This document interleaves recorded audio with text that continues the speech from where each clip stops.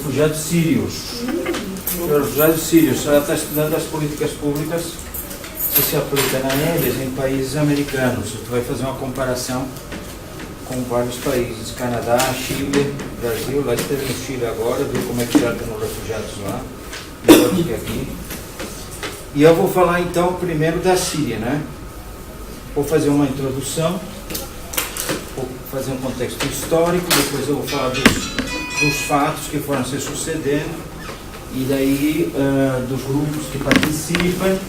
Daí vocês ficam à vontade para me interromper a qualquer hora. Podem me interromper a qualquer momento. Tá? E aí, depois da minha explanação, aí eu passo a palavra para a Débora, a professora Débora, que ela vai dar mais detalhes sobre os refugiados sírios, né? O que aconteceu, o destino, o principal destino deles, eventualmente, se ela precisar de alguma coisa da União Europeia, eu tenho alguns dados aí, mas acho que você também. Tudo bom? Tudo bem? Só todos os alunos daqui da UFABC ou tem gente de fora? Tudo da UFABC aqui, Aline? Acho que sim, né? Não tem ninguém que é de fora. Pelo menos não o presente. Tá bom. Mas são de vários anos. São de vários anos, né? Tem alguns que eu não conheço. Saninha, por exemplo. Você está no BCH? Estou. Tá. A maioria deve estar no BCH aqui. Mas esse rapaz de óculos já deve estar já mais adiantadinho. Mas ainda estou no BCH. Ainda está no BCH? E aquele último lá do final, esses três que chegaram agora já folgados, já sabem dos horários, eles estão mais adiantados. Ela também. Tem algumas que já foram alunas minhas, foram os meus. Bom, vamos lá então. Vamos falar da Síria e esse conflito que já se arrasta, já vai por 5 anos. 5 anos. Para vocês 5 anos pode ser muito. Para mim passa rápido. Não é? Mas com certeza para eles é uma eternidade. É uma eternidade. Então vamos ver primeiro como é que as coisas foram acontecendo. Temos que falar, antes de falar do conflito da Síria, com certeza temos que falar do que aconteceu boa parte dos países árabes, principalmente nos anos 2009 e 2010, não é? Que é o que se conhece hoje como a Primavera Árabe, já se deu esse nome para esse fenômeno, um fenômeno interessante que acontece em boa parte dos países do norte da África e da Ásia Menor, boa parte deles, não é? Tudo começa para valer com mais violência, com mais força, a partir dessa data, do dia 17 de dezembro de 2010, quando um rapaz da idade de vocês, devia ter, quantos anos devia ter aquele rapaz? Uns 20 e poucos anos, Mohamed Bouazizi, ateia fogo ao próprio corpo, em protesto contra as humilhações causadas pelas autoridades locais que confiscaram os bens que usavam para trabalhar. Ele era primo de família, dependia dele da família inteira, a mãe, a irmã, acho que tinha um irmão que tinha problema de saúde. Aí o jeito que o rapaz. Aí isso realmente foi um estupim. Claro que já havia um caldo de cultivo aí, né? Já havia um caldo de cultivo, por quê? Porque a maior parte dos países que nós vamos ver agora no próximo slide, a maior parte desses países, eles estão sofrendo com ditaduras. Né? Ditaduras de vários tipos, de várias cores ideológicas, mas a ditadura é sempre ditadura, sabe? Restrição de liberdades, arbitrariedades, muitas vezes violência, tortura. Então, o que começa na Tunísia, vocês veem o número 1 aqui em cima, né? A Tunísia é relativamente pequena, mas ela é influente, viu? A Tunísia é influente. Tem um perfil interessante de colonização francesa, E os tunisinos eles ocupam na França, né? Ocupam muitas famílias tunisinas. Na França acabaram ocupando alguns postos de destaque por conta dessa relação a partir da colonização e tem um prestígio a Tunísia. E o ditador lá, o tal do Zine El Abidine Ben Ali, que já vinha com 23 anos de governo, sem eleições nem nada, ou com essas eleições arrumadas, daí então ele é posto em xeque e acaba sendo posto para fora e julgado e condenado a 35 anos de prisão. Bem que interessante. Bem, estamos falando da Tunísia. Logo em seguida da Tunísia vem o Egito.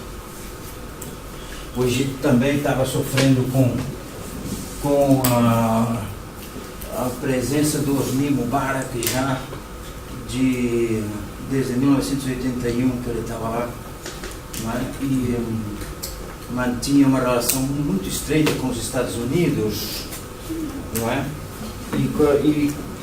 E continha lá os grupos muçulmanos, a Irmandade Muçulmana, mas essas reclamações, essas manifestações que vão acontecer na Tunísia, o primeiro lugar onde vão se espalhar vai ser no Egito. E aí vão se reunir lá, as pessoas se reúnem naquela famosa Praça da Paz. Como é que chamava aquela praça? Não tem o nome aqui, mas tem a Praça Tahrir ou Tanir, uma coisa assim. Eles se reuniam lá, as famílias, né? E aí então o Egito começa a questionar também as suas autoridades, e o Hosni Mubarak tem que ir obrigado a deixar o poder, não vai haver eleições, enfim, o Egito não se acertou muito até hoje, né?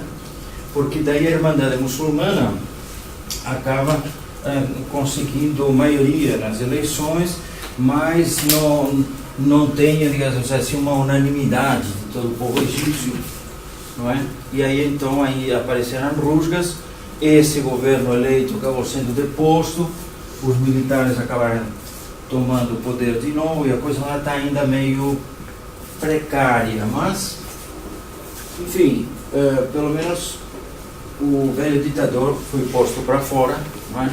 E as pessoas esperam a coisa melhor. Logo depois do Egito vem a Líbia. A Líbia foi surpreendentemente rápida, não sei se vocês acompanharam. A maior parte de vocês devia estar preocupada com o vestibular. Já estavam com vestibular? Não. Alguns sim. Alguns sim, Alguns sim. A Líbia foi muito rápido. Porque esse Muammar Gaddafi, que já era figurinha carimbada, não é? E que transitava muito bem entre os países ocidentais, né? Ora se dizendo socialista, ora se dizendo amigo dos liberais. Ela ia lá, né? Tinha amigos em todo mundo e tal, mas no país dele era um sujeito absolutamente inapresentável. Ele, né? Fez gato e sapato da Líbia, né? E tinha os seus seguidores, mas o que acontece?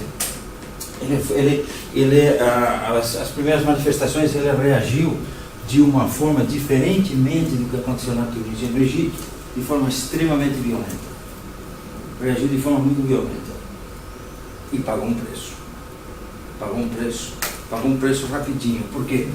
Porque já as potências externas já viram aquilo com maus olhos, né? Então ele já foi logo indicado para o Tribunal Penal Internacional, né? Sendo acusado lá, e depois internamente era o que precisava para toda a oposição se organizar e tentar responder à altura. Aí o que aconteceu na Líbia? Que para a sorte dos rebeldes tiveram um suporte norte-americano de primeira linha. A ministra das Relações Exteriores, sabe quem era? A senhora Hillary Clinton, que agora está candidata à presidência do país. Era a senhora Hillary Clinton. E a Hillary não perde tempo quando está em serviço. Não perdeu um minuto a senhora Hillary Clinton. E organizou rapidinho organizar rapidinho como é que chama aquilo lá? Aquilo que fazem os aviões aí, Bombardeio? Não é bem bom bombardeio, áreas de exclusão, sabe? Com bombardeios, mas organizar áreas de exclusão, digamos assim, quer dizer, nessas áreas, se nós acharmos qualquer coisa suspeita, detonamos. Né? Não lembro, agora isso tem um nome específico que não lembro agora. Não é cerco, é área alguma coisa, sabe? Isso do ponto de vista da simulação é importante. Agora, eu infelizmente não sei dizer a vocês, mas pesquisem e vejam como é que funciona isso. Tá? A OTAN trabalha com isso, e eventualmente as potências isoladamente também pode ser proposto e aceitar isso. Não me lembro agora o nome exato, mas depois vocês pesquisam e veem. Bem, então a Líbia, o que aconteceu na Líbia? Houve uma reação imediata das forças rebeldes apoiadas pelos Estados Unidos e o ditador ficou isolado, tentou desaparecer e acharam ele dentro de um cano de esgoto, né? Infecto, acharam um homem lá e foi simplesmente, quando foi pego, ele já foi se não executado na hora, um pouco depois. Correto? Bom, não sei se é correto. Eu não acho correto. Mas é o que aconteceu. É o que aconteceu lá na Líbia. Agora, o que acontece hoje na Líbia? Também não, quer dizer, quem colocamos no lugar? Bom, aí não, eu. Aí ficou uma briga. É um país bastante atrasado do ponto de vista da participação política, um país muito tribal. Então tá uma briga aí para ver qual é a tribo ou o grupo de tribos que vão dominar agora o governo. Não há um governo estável ainda, por dizer assim. Tanto que pouco depois, isso lhe custou também o cargo à senhora Hillary Clinton, alguns grupos, acho que foi da Al-Qaeda, detonaram a embaixada dos Estados Unidos. Entraram na embaixada, destruíram a embaixada, acharam papéis lá e tal, esses papéis circularam também, né? Veio, logo depois também veio, acho que foi não sei se foi o Wikileaks ou passou a fazer parte do Wikileaks também em toda a negociação com a Líbia. Enfim, a Líbia deu trabalho não só para o Gaddafi, que custou a vida, mas também para as potências que se envolveram. E concretamente para Hillary é uma página que ela vai ter que explicar muito bem, talvez agora nos debates, né? Se é que aquela figura consegue ter cérebro suficiente para lhe perguntar coisas mais complicadas. Professor, justamente tem um filme inspirado nesse episódio aí. Como é que chama? Se Ele está dizendo que é o calcanhar de Aquiles na campanha dela à presidência. 13 horas. 13 horas se chama o filme. Soldados Secretos de Benghazi. Acho que é isso. O filme é desse ano. É o filme desse ano? Desse ano. Bom, interessante. Uma boa recomendação, pessoal. Muito bem. Então tá aí. Mas eu não creio que o... Como é que chama o candidato do Partido Republicano? O Trump? O Trump não tem cérebro. Acho para perguntar coisas tão complicadas. Bom, é isso. A Líbia. E aí, rapaz, aí foi a vez da Síria. E aí nós vamos falar da Síria agora com mais detalhe. Tá bom? Agora vamos entrar com mais detalhe na Síria. Depois também vem um pouco mais longe, olha só, no Iêmen. Está lá há 33 anos uma figura no poder. É lógico, né? A primavera vai se alastrando, né? Então sofreu um ataque e tal, inclusive chegaram a queimá-lo e tal, e tá um país que ainda também não está bem resolvido. O Bahrein, onde está o Bahrein? Os seis aqui, é um microestado. Perto do Kuwait, é um microestado. Também estava lá desde 1999 e tal. Mas aí a Arábia Saudita tem interesses aí e tal, e o Bahrein se mantém. Na Jordânia e na Argélia, a Jordânia que fica do lado da Síria e a Argélia que fica mais perto da Península Ibérica, aqui do lado do Marrocos, não é? Protestos que vêm sendo mais ou menos controlados porque as autoridades pelo menos têm bom senso de não reagir de forma violenta, simplesmente reprimindo sem dar explicações. Concretamente na Argélia, o Bouteflika, que está no poder há 12 anos,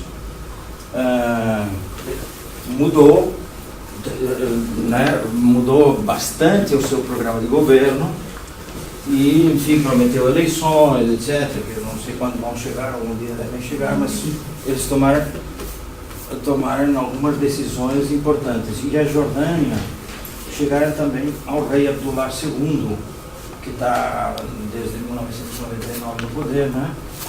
Mas claro, aquilo lá é uma monarquia, tem um sistema parlamentarista. A Jordânia, assim como o Líbano, são países que têm uma certa tradição democrática, então conseguem aguentar o tranco.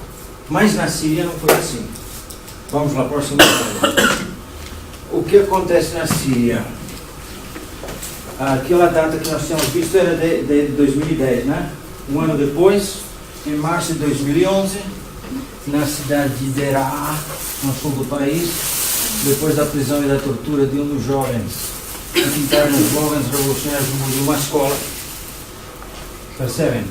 A molecada, os estudantes, são os que primeiro, os que dão a cara para bater primeiro, né? E já apanharam aí, já apanharam. Então, o que acontece?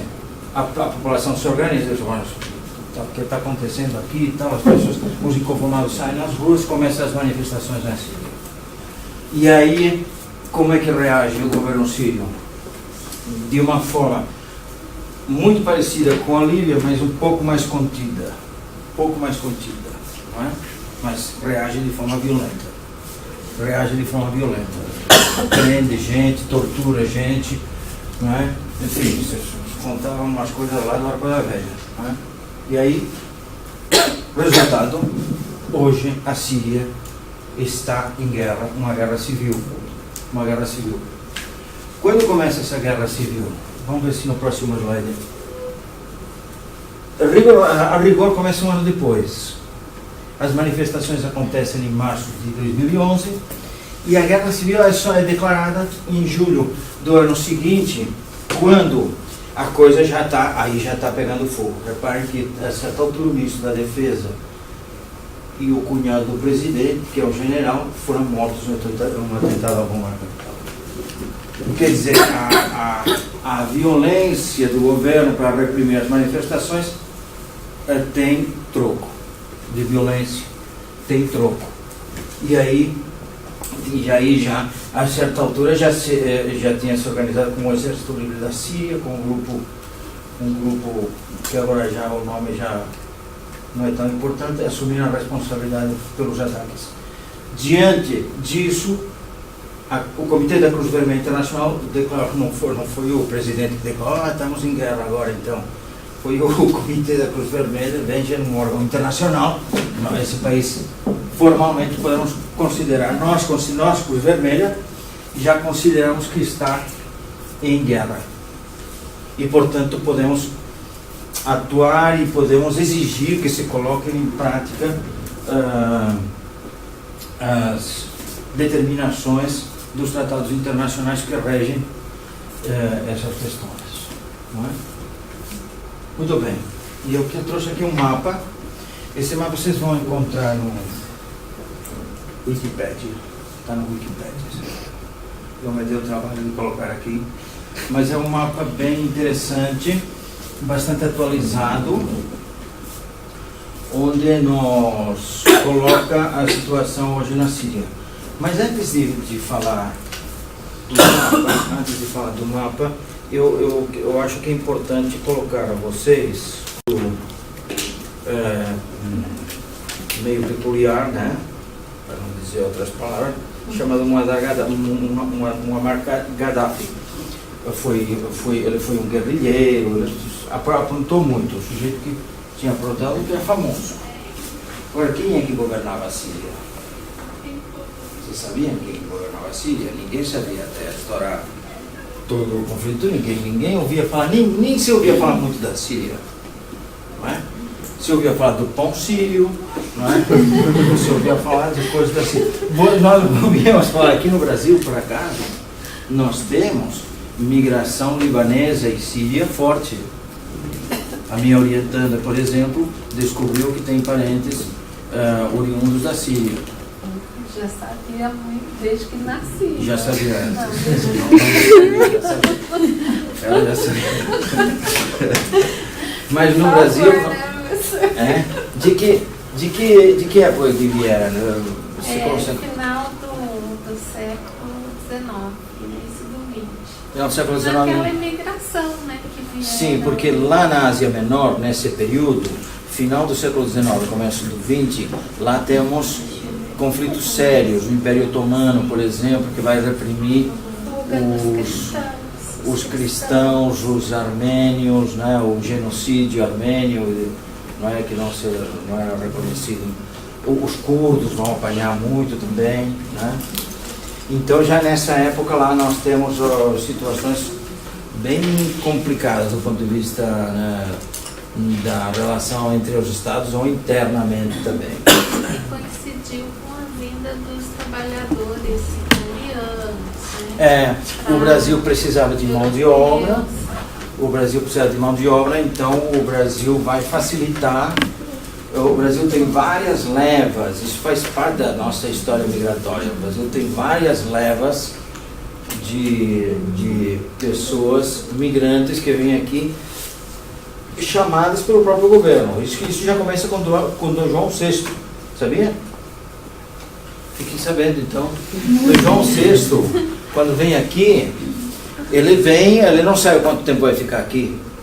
Diz, bom, já que eu vou ficar aqui no Brasil, eu não sei quanto tempo, vou organizar a corte de uma forma organizada, com pessoas. E aí então ele vai chamando europeus que naquele momento estão precisando de perspectivas econômicas. Por exemplo, é muito interessante que nessa época do João VI veio uma leva importante de suíços. Por isso que o Brasil é essa mistureba total que a gente olha, não é? Veio uma leva de suíços e aí e foi bem complicado porque a Suíça estava passando por um momento da economia muito ruim e aí morreram muitos pelo caminho porque aproveitaram navios negreiros para ver uma confusão, deu uma confusão com os suíços, coitados. A metade morreu na viagem. E dos que conseguiram chegar no Rio começaram a pegar aquelas doenças lá e tal, e aí, mas tem suíços que aguentaram no tranco e estão por aí. Boa parte deles estão em Petrópolis, em Nova Friburgo, esses lugares assim mais serranos do Rio, sabia? Fiquem sabendo então. Depois Dom Pedro I e Dom Pedro II também chamaram migrantes para vir para cá, né? Dom Pedro II principalmente os italianos, né? Os italianos, mas também de outras Dom Pedro II tinha ideia, olha só a cabeça dos governos, vamos chamar, já que a coisa está ruim lá na Ásia Menor, e eles são bons comerciantes, vamos chamar os sírios, os libaneses e tal, que eles vão expandir a nossa rede comercial aqui dentro. O brasileiro não é muito bom de negociação, mas vem esse povo aí, vão nos ajudar. Olha a mentalidade do monarca da época, né? Bom, então, eu estava falando isso a troco de quê, Débora? Agora me perdi. Você explica quem era o governo sírio. Ah, sim. Então, no Brasil tínhamos ouvido falar por conta dessas ondas migratórias nossas, né? Já... Mas mais conhecidos como turcos, né? Vamos É verdade. dizer parentes, Brasileiro não. Eu mesmo, quando cheguei aqui no Brasil, eu lembro que não fazia muita distinção. E aí ele me fala, não, se você chamar o Maluf de turco, ele vai se ofender, porque ele não é turco, ele não é não sei o quê. O que é o Maluf? Provavelmente esse libanês também. Também, né? Também. Quer dizer, pessoas, não é? É lógico, se aqui as pessoas não sabem reconhecer que eu sou catalão, eu vou ficar bravo, né? Agora, vocês não têm obrigação também de saber Porque os turcos, há quantas anos a Catalunha. deve ter pouquíssimos turcos no Brasil. No Brasil tem poucos turcos, na verdade a maioria... Eles eram carimbados com passaporte turco, na verdade, mas são sírios, libaneses. Sírios ou libaneses, a maioria, né? Libaneses, mais libaneses. Mais libaneses. E aqui em São Paulo vieram muitos, né? Agora, caem do cavalo. O Habib's não é nem sírio nem libanês. Sabia? É português. O dono do Habib's é um português. É engraçado isso. Vai no Habib's, tá, olha, ele é sírio. É um português. Esperto, para depois, né? João Pedro II devia ter percebido, os portugueses também são bons negociantes. Bom, então, quem é que está na Síria governando a Síria? Quem é que está governando a Síria? Quem está governando a Síria é um rapaz chamado Bashar al-Assad, que é filho de Hafez al-Assad. Aquela região da Síria apanhou bastante. Embora tenha digamos assim, teve um período de colonização forte e a Síria, do ponto de vista, digamos assim, tecnológico, intelectual, é muito respeitada na região, é muito respeitada, vinha sendo muito, agora claro, está detonada, né? Mas vinha sendo muito, a Universidade de Damasco, por exemplo, é uma referência. Era uma referência, sempre convidava muitos professores estrangeiros, e a Síria, enfim, tinha um prestígio. Mas todos esses países têm essa tensão natural da religião dentro deles, não é? E lá na Síria tem também o braço da Irmandade Muçulmana. E na Síria a questão da religião ela é complexa. Porque lá é que nós temos presentes não apenas os xiitas e os sunitas, mas tem também os alauítas. E a coisa ainda se torna mais complicada lá do ponto. Então, essas facções tentam sempre ter uma influência no poder. Na Síria, quem está governando desde 1970 é esse Hafez al-Assad, que depois de um golpe acaba ele tomando poder e decreta desde 1970 isso. Veja, é brincadeira. Decreta estado de emergência. Até hoje. Estado de emergência. Então a Constituição existia bonitinho, então a Constituição provavelmente copiada dos modelos ocidentais, né, democráticos, mas estava lá só para inglês ver. Por quê? Porque esse al-Assad pai, né, desde 1970 governa com essa tensão interna que ele entende que é passível de um golpe de Estado a qualquer momento, portanto ele tem que estar controlando a situação e ficam suspensas todas as garantias e os direitos fundamentais, ficam sempre suspensos. Então já vinha de uma situação tensa, O Hafez al-Assad fica 30 anos lá, nesse clima tenso, não é? Que vai desembocar em alguns golpes insucedidos. Um dos mais famosos foi o que protagonizaram em 1982 a Irmandade Muçulmana e outros grupos, e ele reprimiu no famoso massacre de Hama. Morreram milhares de pessoas. Já morreram milhares de pessoas. Então vocês vejam, a Síria já tem um histórico, não é? Já tem um histórico. É natural que a primavera árabe lá não passe incólume, né? Que acabe fincando por lá, não é verdade? Não seria, o lógico não seria que se tomassem medidas políticas no sentido de amenizar um pouco a situação, de que não foi o que aconteceu, né? Seguindo a tradição do pai, quem o sucedeu, em 2000, Bashar al-Assad sucede seu pai, por falecimento, em 17 de julho de 2000, e continua na mesma toada, não é? Adotando o que se chama Frente Nacional Progressista, que é a única coalizão do parlamento que manda lá, composta principalmente pelo partido Ba'ath, que é o partido do Bashar al-Assad, com 134 assentos e com 9 membros representando 35 partidos políticos. Não é?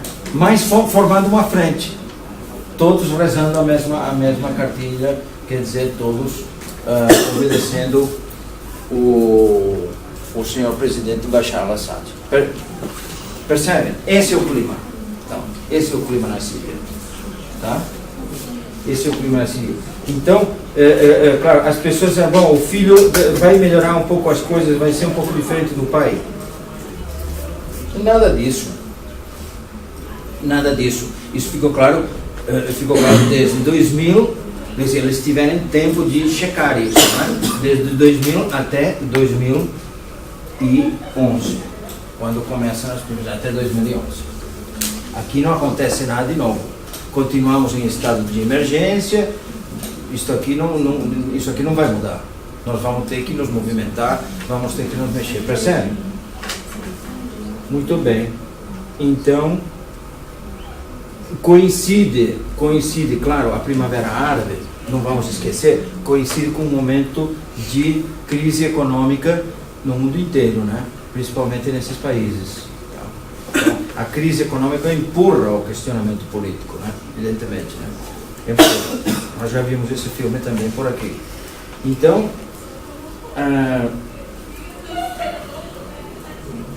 natural, começa a guerra.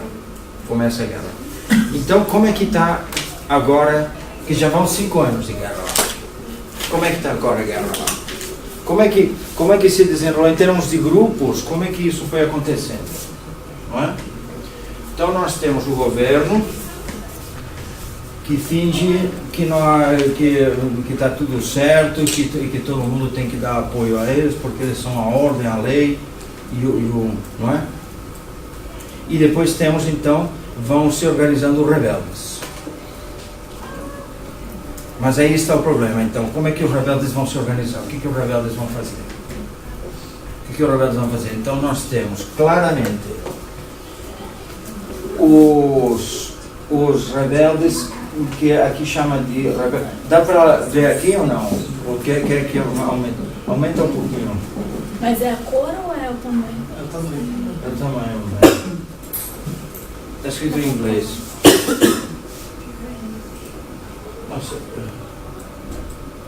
Não sei se esse é o melhor sistema. Talvez um control mais. Na imagem é um control mais. Não? Na imagem normal, ó. Aqui um control mais. Não acontece nada, não tem problema. Mas eu leio para vocês. Vermelho, governo. Verde, os rebeldes.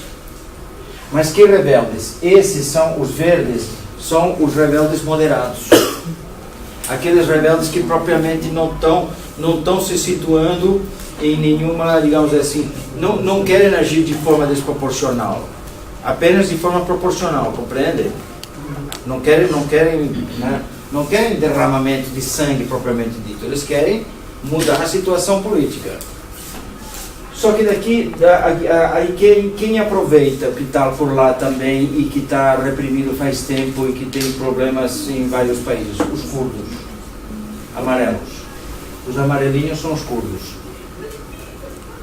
Então a Síria tem, no norte da Síria, né, aquilo era o Kurdistão, uma parte do Kurdistão.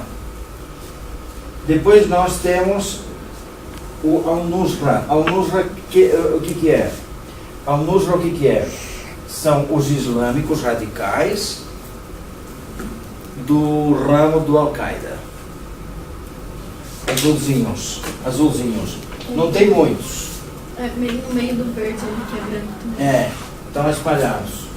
E depois nós temos os islâmicos também radicais, mas de outra facção, que são o que agora conhecemos como Estado Islâmico. O Estado Islâmico. Não é? Então, o que aconteceu na Síria dentro desse conflito? O que aconteceu? Aconteceu que os rebeldes acabam se esfacelando, não é? Tanto na sua proposta de negociação ou não negociação com o governo, quanto na sua mentalidade, nos seus princípios, nos seus objetivos, tá? Então, isso eu tentei colocar para vocês num quadro posterior a esse. Aqui, vamos lá. Como é que está hoje a Síria? Como é que está hoje? De um lado nós temos o governo da Síria, e aqui eu coloquei em vermelho para nós entendermos melhor o que está acontecendo lá, porque senão parece o samba do crioulo doido, e a gente não consegue entender. Mas vocês vão ver agora. O governo sírio é minoria alauíta. É uma minoria. É um ramo do Islã que são poucos os seus seguidores, não são muitos. E a maior parte estão na Síria. Não é? E por acaso essa família, Assad, são alauítas. Não é? E está na Síria já dominando o governo faz tempo. Então o governo sírio, boa parte dele, se não quase todo, é alauíta. Certo? Quem é que não gosta dos alauítas porque são uma minoria dominadora e tal? Ora, a maioria que não reza o Alcorão do mesmo jeito, reza o Alcorão também, mas de outro jeito, são sunitas. Que são maioria na Síria. A Síria é majoritariamente sunita. Daí a Irmandade Muçulmana sunita, que se revoltar contra o governo e aquele massacre e tal. Agora entendemos melhor, não é? Agora conseguimos entender melhor. Muito bem, então temos os grupos moderados, que são sunitas, não é? E temos também, são sunitas, os dois, Al-Qaeda e os grupos que organizam lá, o Al-Nusra, no começo dava esse nome, não sei agora se continua com esse nome, é uma confusão isso daí, acho que não. E o Estado Islâmico também é sunita, o Estado Islâmico. Agora, o Estado Islâmico são sunitas que não são só sírios, são sunitas iraquianos também, boa parte deles são iraquianos. Iraquianos que foram subjugados pelos xiitas. No Iraque, quem domina o governo são xiitas. Percebem? Então, claro, os sunitas iraquianos, quando viram a situação, diziam: bom, agora nós vamos ajudar nossos irmãos lá e vamos fazer o seguinte, o que nós conseguimos é nosso. Vamos montar o nosso califato. Entenderam? É nosso território, nosso Estado. Eles não agem como o Al-Qaeda, que é uma guerrilha, que não tem território. Eles estão presentes em muitos lugares, não tem território. O Estado Islâmico, não. Ele quer um território, por isso chama Estado. Entenderam? E não, há diferenças entre os dois. Realmente há diferenças entre os dois. E hoje, nós temos na Síria uma situação complicadíssima. Complicadíssima. Porque entre os dois não se entendem e acabaram brigando. Nós vamos ver por quê. Principalmente por conta dos apoios externos. Já vemos o Catar, a Arábia Saudita e depois, faz coisa de 1 ou 2 anos, também está junto o Egito. Contra o governo sírio. Percebem?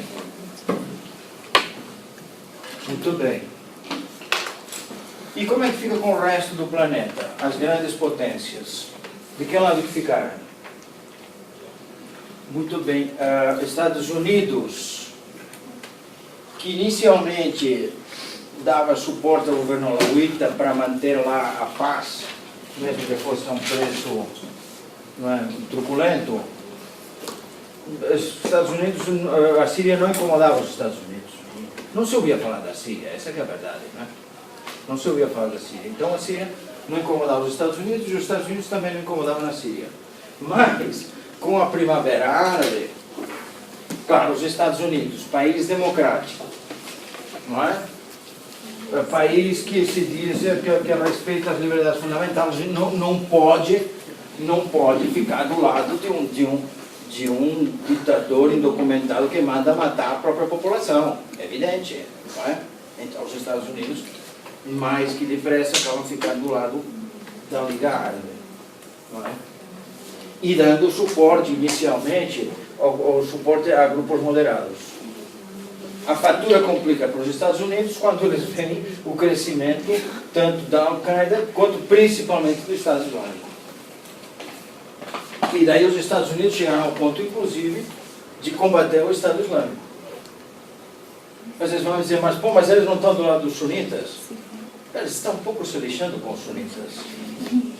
Não é? O que eles querem lá é um território onde não haja perigo de inflamação, não é? E a coisa não acabe, não é? Mas é claro também que o Estado Islâmico age de forma absolutamente autoritária e cruel. Você faz muita propaganda negativa, né? Eu não sei quem é mais cruel, se é o Bashar al-Assad ou se é aquela trupe do Estado Islâmico. Eu não sei dizer. Eu prefiro não cair na mão de ninguém. Pergunta. Os grupos moderados foram esmagados pelo governo ou pelo Estado Islâmico? Os grupos moderados não foram esmagados propriamente. Eles estão desarticulados, eles perderam força. Eles acabam perdendo força. Agora, claro que os grupos moderados, eles vão ser sempre combatidos por eles, né? Agora, até que ponto você pode perguntar, bom, mas eles também não caem em cima dos grupos moderados? Nem tanto dos grupos moderados, mas dos curdos, sim. A briga com os curdos é feia. Os curdos não deixam entrar essa trupe lá. Para os curdos, é tão inimigo o Estado Islâmico quanto o governo sírio. Entendeu? Agora, os grupos moderados acabaram ficando bem imprensados, né? Então, vocês já viram também pelo mapa. Já vamos voltar ao mapa. Agora, com essa leitura dos grupos, nós vamos ver o mapa de uma forma diferente, não vamos? Nós vamos ver o mapa de uma forma diferente, vocês vão ver. Vai ser interessante. Bom, atrás dos Estados Unidos, quem vai? Os velhos aliados, o Reino Unido, não é? Lógico. E a França. A França, injuriada, não é? Um pouco injuriada pelas... E agora, então, a França que não um presidente que vem do Partido Socialista, mas que declara guerra, é uma coisa surpreendente. Então, a França parece que entrou para valer e está pagando o preço também. Está pagando o preço. Agora, é interessante ver como os jovens muçulmanos desses países se engajam, seja no Estado Islâmico ou seja aqui. Não pensem, né? Vão para cá ou vão para cá, depende de onde eles acharem mais, onde eles se identificarem com os quais eles tiverem uma ligação ideológica mais forte. Estados Unidos, França, Reino Unido, Rússia e China. Qual é o papel que tem desempenhado aqui? a Rússia, não é? Está sempre querendo tirar algum problema. A Rússia e a China, temos que pensar o seguinte, eram velhos aliados do governo sírio. E eles se entendiam muito bem enquanto a ditadura funcionava, ao ponto de haver na Síria um porto, não me lembro agora exatamente que cidade que é, um porto que era controlado pelo exército russo. Um porto de mar. Percebe? Claro que a Rússia mandou rapidinho lá os seus porta-aviões e tal, encheu aquilo lá de armas, mandou muitos barcos com armas, a Rússia mandou muitos barcos com armas leves. Com armas leves. Então a Rússia, o que acontece? Num primeiríssimo momento quer pousar de bonzinho, dizer, olha que coisa feia que fez o ditador e tal. Mas quando a guerra estoura, aí o governo sírio diz, ó, você de que lado está? Está do nosso lado, está... Né? E a Rússia diz, ó, nós sempre fomos amigos, o que você está precisando? E o que na verdade, o que a Rússia estava precisando era isso. Ter isso como desculpa para também detonar com esses e com esses. Que é o que tem feito. Para quê? Para garantir que o governo sírio não vá para o vinagre. E poder manter todos aqueles velhos acordos. E a China, por enquanto, está observando. Mas a China também é velha aliada do governo sírio. Então a China tem dado apoio às decisões da Rússia. Isso na composição que vocês vão fazer lá, na simulação, né, vai ser bem interessante. Quer dizer, a China de que lado está? A China vai sempre conversar antes com a Rússia e tal. Bom, e aí, o que vocês vão fazer e tal? Como é que está a coisa lá? Está ruim? Podemos continuar vendendo a um real lá ou não dá mais para manter o... Não é? A China é muito pragmática, né? A China não tem se envolvido no conflito de forma direta com armas e tal, mas quando chega a hora do Conselho de Segurança, tomar alguma decisão mais radical, não é? Como os Estados Unidos tentou para digamos assim, dar um basta definitivo ao governo sírio, a China vai dizer, não, espera aí, precisa respeitar, né? Autodeterminação dos povos e tal, não? Cuidado, etc e tal. Né? Entrando um pouco nessa negociação um pouco ambígua com a Rússia. Não é? O certo é que esses dois são velhos aliados do governo sírio e é isso que tem se demonstrado ao longo do conflito. Tá bom? Agora, aqui há uma questão muito interessante que precisamos levar em conta e aí eu já termino a minha explicação, que eu acho que ultrapassei um pouquinho. Eu já vou terminar. Que é a questão das armas químicas. O que muito preocupava os Estados Unidos e também a Rússia era o grande arsenal que o governo sírio mantinha de armas químicas. Principalmente gás sarin e outro lá, outro negócio lá que é super ruim. Deixa eu ver aqui. Vocês não sei se vocês vão lembrar dessa movimentação toda. Essa era a grande preocupação dos Estados Unidos. Porque parece que de fato usou contra a população, né, professor? Exatamente. Então, os Estados Unidos exigiam o compromisso do governo sírio de não utilizar. Quando começaram a utilizar,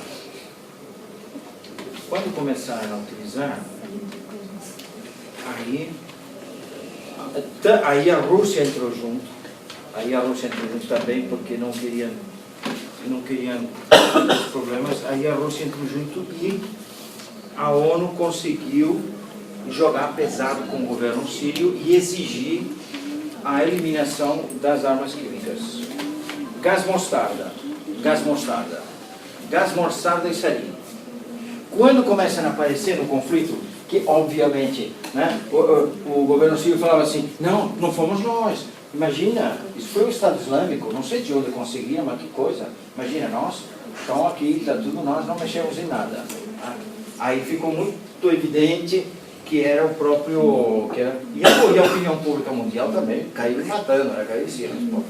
Um presidente de um país que mata os seus cidadãos dessa forma, que espécie de ser humano é esse? Que elemento... Né? E aí então, isso acontece em 2013. A Rússia e os Estados Unidos fizeram um acordo para destruir as armas químicas da Síria, né, até o mês de junho daquele ano. Até o mês de junho daquele ano. E a Síria concordou eliminar seu arsenal sob a supervisão da Organização para a Proibição de Armas Químicas. Não é? Como andou isso? Só os russos, Estados Unidos e Deus provavelmente, talvez, também sabem o que aconteceu lá. Não é? Onde estão essas armas? Não é? Como é que isso ficou? Se realmente foram destruídas ou acabaram ficando na mão de alguém? Não sabemos.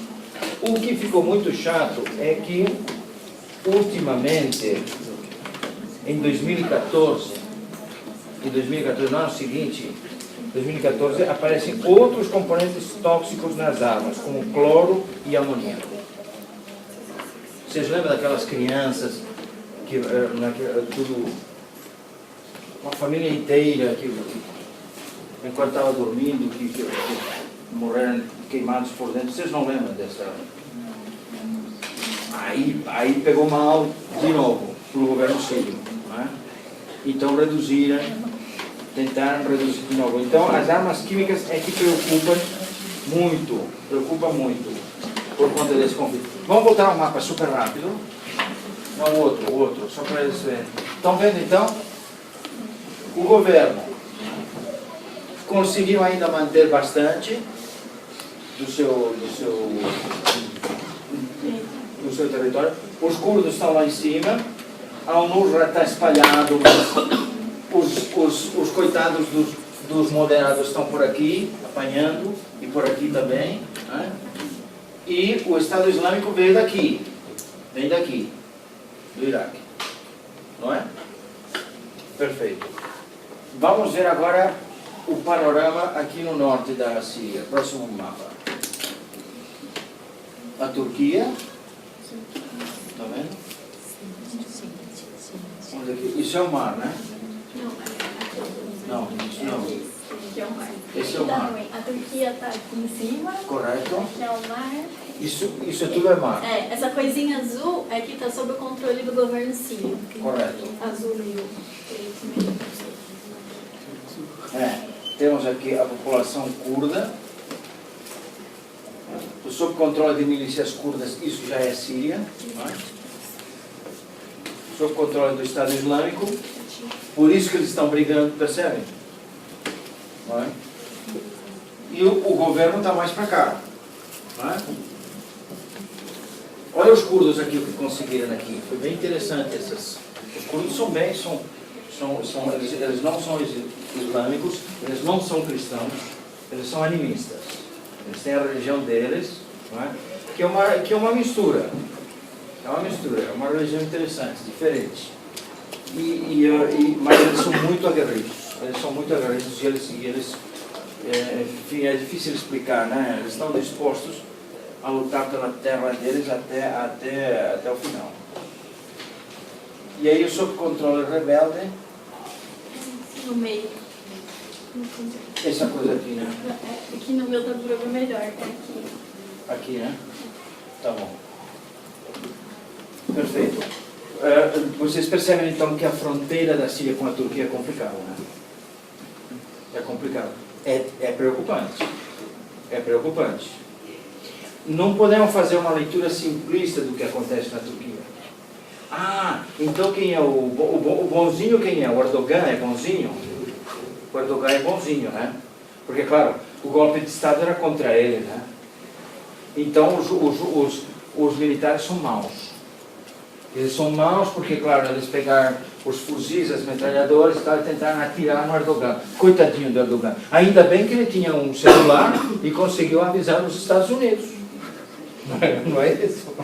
Não façam essa leitura, por favor. Não é? Erdogan é arqui-inimigo dos curdos.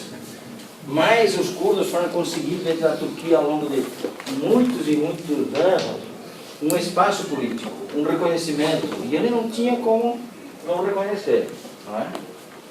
Mas ele não suporta os curdos, e ele tem que lidar com a Irmandade muçulmana.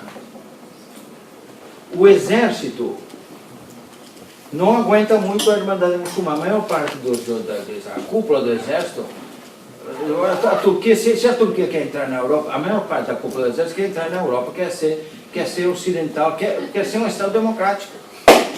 É isso. Só que eles são militares, coitadinhos. E eles são militares, então eles acharam, como achou o Hugo Chávez no começo, na Venezuela, que era para dar um golpe de Estado com um armado de metralhadora e fuzil. E aí foi um desastre. É lógico, foi um desastre. Cara, você não pode se apresentar assim. Se você vai defender a democracia, você não pode entrar com uma metralhadora atirando em todo mundo para ver quem é que eu acerto. Isso é ridículo.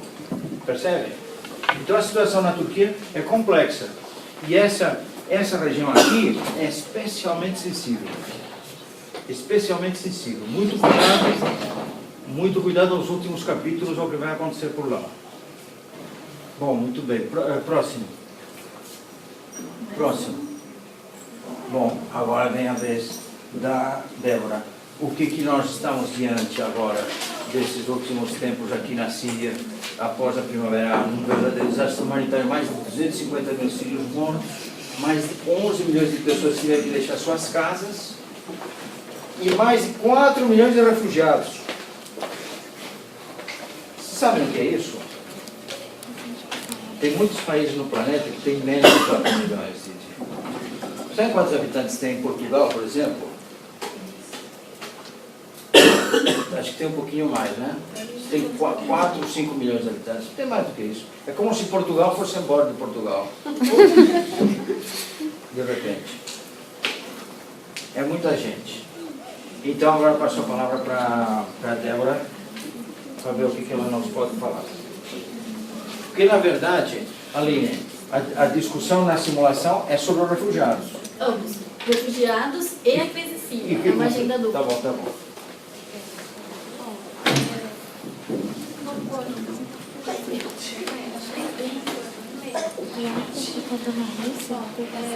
Gente, eu não vou falar muito tempo com vocês, porque já está um pouquinho tarde. O professor Dani já falou assim o principal, né? Eu vou aproveitar a deixa dele com relação à crise síria e a situação da Síria hoje, para contar um pouquinho para vocês de um depoimento que eu ouvi lá no Chile sobre de uma sobrevivente desse bombardeio todo, que esteve lá e contou lá na Universidade Católica do Chile, na PUC, que é a irmã Guadalupe. Então ela fez esse depoimento, ela levou imagens, né, e falou por muito tempo, por mais de uma hora, sobre a real situação de quem está lá, vivendo isso. Né? Então, assim, o que ela disse? Ela vivia em Alepo. Né? Alepo é uma das principais cidades sírias. Era uma cidade assim, maravilhosa, rica, com universidades, com indústria, comércio, uma cidade de referência mesmo. Como o professor disse, de Damasco, né? Alepo também era uma cidade assim, muito especial na Síria. Então, o que a irmã contou? Que lá, os sírios que vivem lá, eles não conseguem sair. Existe um cerco, Alepo está fechado. Lá não tem eletricidade, salvo algumas poucas horas na semana, não tem água, os bombardeios são frequentes. Então, para lavar uma roupa, para fazer uma comida, assim, é coisas muito difíceis. Eles vivem de uma maneira muito restrita mesmo. E os pais, e as mães, e as crianças, todos os dias, quando vão ou para a escola, ou para o trabalho, eles se despedem como se não se fossem mais ver. Não é uma despedida. Na hora do almoço, se alguém precisa sair para comprar um alimento, para tentar comprar um alimento, ou pedir emprestado para o vizinho, também é uma nova despedida. Então, a vida em Alepo, e eu acredito que em muitas cidades na Síria, está sendo dessa forma. Então, milhares de jovens já morreram nessa cidade. E é visível, né? Eles morrem nas praças, cai um bombardeio, cai debaixo de uma escada, de um sobrado, né?